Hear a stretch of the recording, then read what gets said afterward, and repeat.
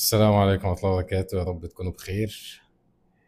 أنا آسف إن أنا بقول لك إن ممكن يكون بياناتك كلها وحساباتك البنكية وإيميلاتك كلها تحت التهديد دلوقتي، وممكن ناس كتير بتتصفحها وأنت مش عارف. النهاردة يا جماعة أنا جاي أشرح 5 تهديدات، أخطر 5 تهديدات سبرانية في 2025. فصلوا على رسول الله صلى الله عليه وسلم، وهندخل على الانترو وبعدين كده على جهازنا اللابتوب ونشرح ال5 تهديدات وايه النصايح اللي هنطلع منهم النهارده. وشير في الخير والدل على الخير كفاعله، والسلام عليكم ورحمة الله وبركاته.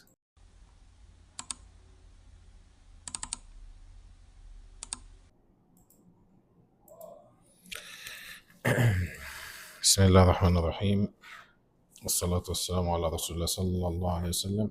النهارده هنشرح أخطر 5 تهديدات سبرانية وإزاي تحمي نفسك منها. فا اوفر فيو كده على اللي احنا هنشرحه النهارده. اول حاجه اسمها الفيشنج او التصيد الاحتيالي. ايه هو التصيد الاحتيالي يا جماعه؟ انا عايزك تتخيل معايا كده النهارده جالك ايميل من بنك بيقول لك في تجميد لحسابك كايميل كايميل رسمي عادي جدا، ومن بنك الجزيره مثلا او اي بنك انت بتتعامل معاه، ويكون الدومين قريب جدا من الدومين بتاع البنك الاساسي، بس ممكن يكون في نقطة زيادة او حرف دبل، فانت ما بتاخدش بالك، وبيبقى اللغة رسمية 100%. ويقول لك تم تجميد حسابك، اضغط هنا فورا عشان تفعله. فانت واخد الامان عادي جدا، وبيجي لك بالشكل ده زي ما حضراتكم شايفين. شايف @secureLogin.com مثلا، وقبلها نو ريبلاي، بيبقى شكله غالبا بيبقى نفس الشكل ده، ويبقى صيغه رسميه ودير كاستمر مش عارف ايه، والدنيا زي الفل، وبيقول لك كليك هير تو فيريفاي تو يور اكونت، وبتضغط هنا. انت دخلت في المصيده خلاص، فمفيش حاجه اسمها جالك ايميل وتضغط على اي رابط. غالبا اما يكون في مشكله في حسابك بيقول لك التوجه الى اقرب فرع. فلو جالك الايميل ده ما تتوترش وتضغط على اي لينك يجيلك.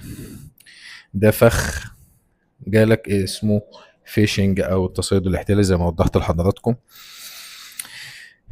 فناس بتبعت لك رسائل شكلها رسمي عادي جدا، شركات او بنوك او جهات معروفة، لكن في الحقيقة دي مش شركات اصلا. الهدف الوحيد ان هم يسرقوا بياناتك، ايميلك، الباسورد الخاص بيك، حتى الفيزا بتاعتك وبياناتك كلها ممكن يسرقها. فدي اول حيلة او تهديد سبراني. فالنصيحة اللي احنا عايزين نقولها في اول تهديد، ان اي رسالة فيها استعجال او شك او حاسسها مش طبيعية، امسح الايميل فورا، ما تفتحوش، وتأكد قبل ما تفتح اي ايميل من الحروف بتاعته بالظبط، او النطاق الدومين اللي جالك. لو شكيت ولو بنسبة 1%، احذفه فورا وما تضغطش على اي رابط. ده النصيحة الاولانية.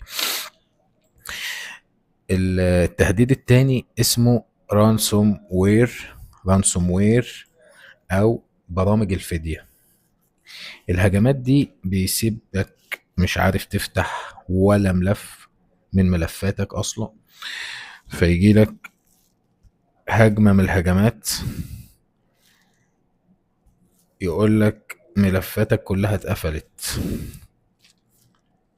طيب، النوع ده من البرامج الخبيثة يا جماعة بتدخل على جهازك تشفر كل حاجة وتقفلها بمفتاح، والمفتاح ده بيكون عند المخترق نفسه، وعشان ي- يفتح لك الملفات يطلع لك رسالة كده يقول لك ادفع الأول. فخلي بالكم برضو، الكارثة في الحاجة دي انك لو دفعت اصلا مش مضمون انه يرجع لك الملفات. طيب، اهم 3 نصايح في الحاجة دي: ما تفتحش اي ملفات من ناس انت مش عارفها. دايما تعمل نسخ احتياطي او باك اب للملفات بتاعتك. تالت حاجة استخدم سكيورتي، انتي فيروس سكيورتي، حاجة محترمة زي افاست، زي برامج كتير قوي ممكن نتكلم عليها في حلقة تانية. بس افاست ده محترم قوي، انا عن نفسي بستخدمه وحاجة كويسة جدا. افاست انتي تراك، افاست ده برنامج كويس جدا انا بستخدمه شخصيا. فدي الثلاث نصايح في التهديد التاني. ما تفتحش اي ملفات من ناس ما تعرفهاش. اعمل دايما باك اب للشغل بتاعك او نسخ احتياطي على هارد خارجي بقى، على سحابة، على الوان درايف، على جوجل درايف. المهم إن ليك نسخة احتياطية من شغلك، ما تسمحش لأي حد يهددك أو يطلب منك فدية. ده النوع التاني. النوع التالت اسمه داتا برشيز أو تسريبات البيانات. التهديد ده بيحصل وانت مش داري، فجأة تلاقي نفسك كل ما تدخل موقع يقولك الباسورد غلط. الأسوأ انك تلاقي حساباتك دخل فيها حد تاني وانت مش عارف. ده اسمه داتا بيرشيز. تمام. البيانات بتاعتك اتسربت من موقع او خدمة كنت انت مشترك فيها، والبريد الالكتروني والباسورد، واحيانا ارقام الفيز بتاعتك برضو اتسربت. طيب، الناس بتقع فيها لانها بتستخدم نفس الباسورد في كل حاجة، وده اكبر غلط يا جماعة. المفترض عندك اي ايميل او اي حساب عندك بباسورد مختلف، ما تكررش الباسورد للحسابات كلها. دي اكبر غلط يسرب بياناتك او يعرضك للسرقة. طيب، عشان تتأكد ان الايميل بتاعك او بياناتك ما اتسرقتش، في موقع اسمه هاف اي بين باوند زي اللي انتوا شايفينه ده، تسرشوا عليه. تمام. هحط لكم في وصف الفيديو برضو. ده هتحط الايميل بتاعك وتضغط انتر. لو البيانات بتاعتك ظهرت باللون الاحمر هيبقى في خطر. فدايركت تفعل تغير الباسورد وتفعل التو فاكتور او المصادقة الثنائية. وفي حاجة كمان الاوثنتيكيتور، ده تطبيق بتنزله. الاوثنتيكيتور ده مربوط وتقدر كل 30 ثانية بيغير كود معين فصعب الاختراق. ففي اكتر من طريقة لتأمين الحسابات، واحنا اتكلمنا قبل كده في حلقة عن تأمين حساباتك. ولو عايزين حلقة مفصلة اكتب في وصف الفيديو او في التعليقات، واحنا ان شاء الله نعمل لك حلقة تانية، مفيش مشكلة. رابع خطر بيهددنا النهاردة هو السوشيال انجينيرينج او الهندسة الاجتماعية. ده بقى ولا في برامج ولا في روابط ولا في اي حاجة. ناس بتكلمك بصوت واثق جدا بيقولك انه البنك او الدعم الفني من شركة كذا او من بنك كذا، ويقول لك يا فندم احنا بنحدث بياناتك.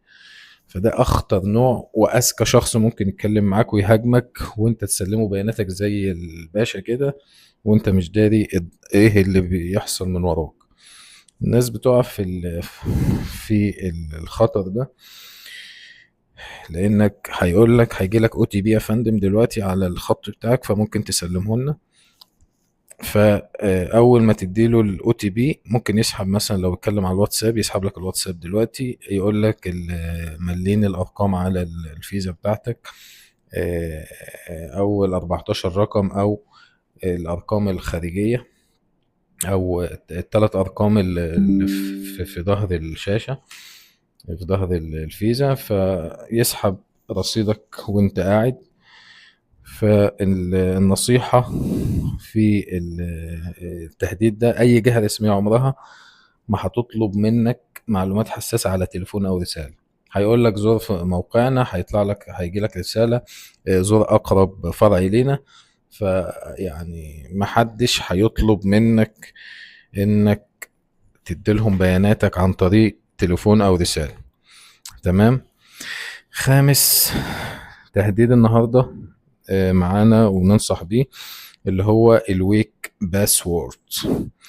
ان بتعمل باسورد ضعيف من واحد، يكون متسلسل من واحد لستة او من واحد ل10. ده اكبر غلط يا جماعة.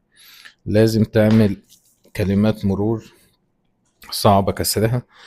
في مدير كلمات مرور مجاني اسمه وان باسورد او بيت واردن. هحط لكم الروابط بتاعته تحت. ده بيخلق لك او بيكريت لك باسوردات صعبة، فتقدر تستخدمها في حساباتك، تربط كل حساب عندك بباسورد قوي. وكان النهاردة ده أكبر 5 تهديدات. وإن شاء الله يكون عجبكم الحلقة. إن شاء الله الحلقة تكون عجبتكم، وما تنسوش بقى الشير والدعم للقناة. تمام. ولو المعلومة فعلا أفادتكم بما يرضي الله، اشترك في القناة ولايك عشان يوصل النصايح دي لغيرك، وتقدر تساعد بقى غيرك وتحمي أهلك وأصحابك من إن هم حد يخترقهم أو يستغلهم. والدل على الخير كفاعله. والسلام عليكم ورحمة الله وبركاته. وبكده نوصل لنهاية حلقتنا النهاردة إن شاء الله. بشكر كل اللي استنى لآخر الحلقة واستفاد من 5 تهديدات وعرف النصايح بتاعت كل تهديد هيعمل ايه فيهم. ان شاء الله اللي استفاد، وبإذن الله تكونوا استفدتوا من الحلقة، تشيروا الحلقة على أوسع نطاق،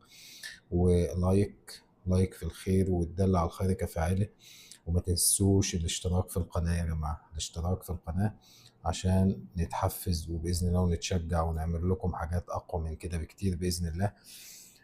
ورب يجعلها صدقة جارية لينا. وكل عام وحضراتكم بخير، والسلام عليكم ورحمة الله وبركاته.